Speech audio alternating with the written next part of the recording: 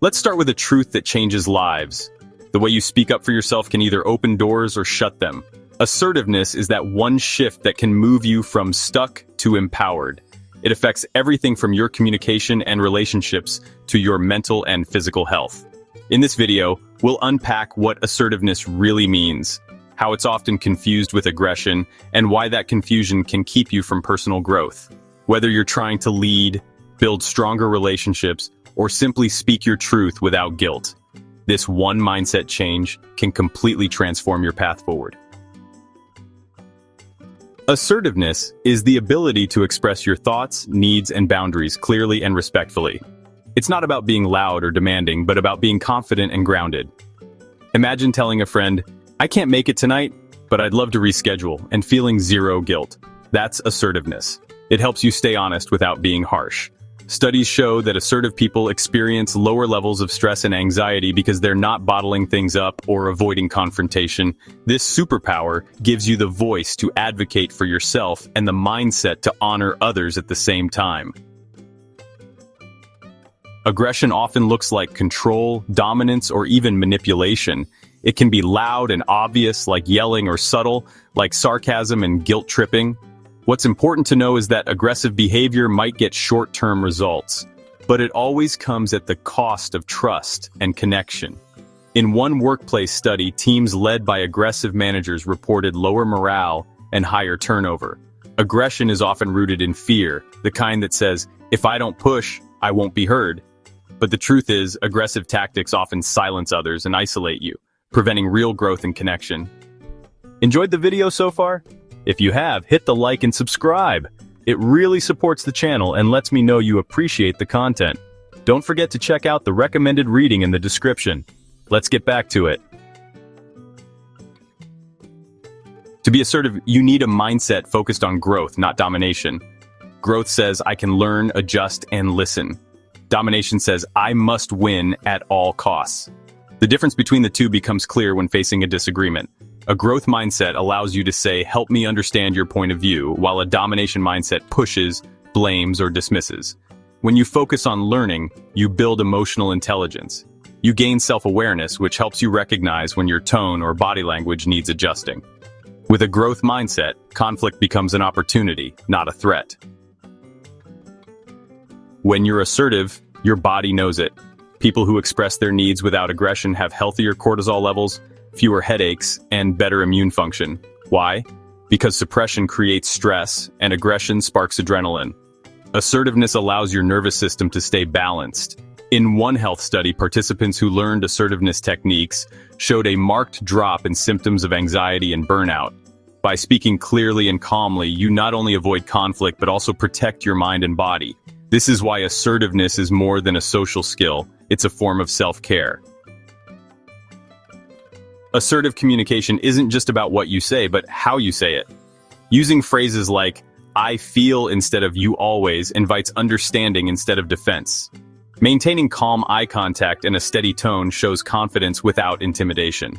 One woman I worked with found that simply shifting her tone during tense meetings changed the way others responded to her ideas.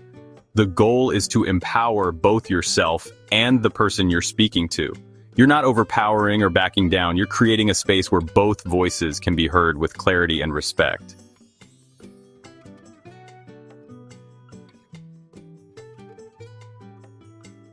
Boundaries are not barriers, they are bridges to better relationships. When you say, "I won't answer work calls after 7 p.m., you're not being rude, you're being responsible for your well-being.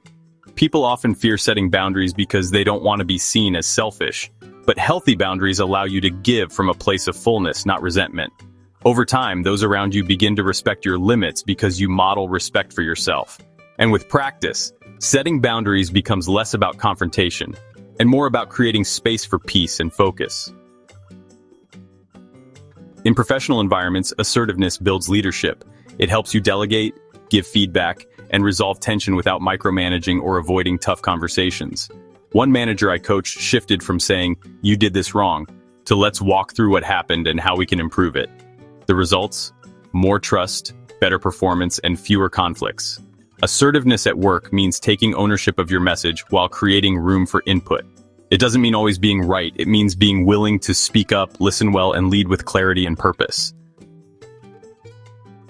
Teaching kids to be assertive sets them up for lifelong resilience. When a child says, "I don't like when you take my toy without asking," they're learning to protect their space with words instead of aggression or silence. Many parents unintentionally teach compliance over confidence, which can lead to passivity or rebellion. But by encouraging children to speak respectfully about their feelings and needs, we help them build emotional intelligence. Teens in particular benefit from practicing assertive scripts for social situations where peer pressure is real. It's not just about saying no, it's about saying it with strength and calm. Online spaces can blur the lines between assertive and aggressive. A comment meant to be direct can come across as hostile without tone or body language. Digital assertiveness means being clear but kind. It also means knowing when not to engage. One way to practice is to pause before posting, asking yourself, is this respectful and necessary? Managing screen time is part of this too. Setting boundaries like no phone after 9 p.m. or muting aggressive accounts protects your emotional space. In a world full of online noise, assertiveness is your anchor to intentional, respectful interaction. Many people mistake silence for peace, but avoidance often leads to inner conflict. Assertiveness helps you face disagreements with calm, not fear. The fear of confrontation usually stems from past experiences where speaking up ended badly, but conflict doesn't have to mean chaos. One client shared how she practiced a script before confronting a friend. She was scared, but because she stayed grounded, their conversation deepened their connection. Assertiveness doesn't eliminate nerves, but it gives you the tools to speak anyway. You move from reacting to responding, from silence or shouting to steady strength.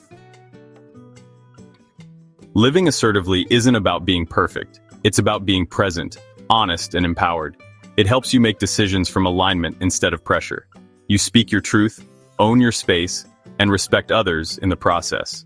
Over time, this changes how you show up in relationships, in your work, and in your mindset. The benefits ripple outward, improving everything from stress levels to self-worth. The best version of you isn't the loudest or the quietest. It's the one who knows their voice matters and uses it with purpose. Start small, stay consistent, and trust the process. You're not just learning to speak, you're learning to lead your life. Thanks for watching. If you enjoyed the video, don't forget to like, subscribe, and hit that notification bell. See you in the next one.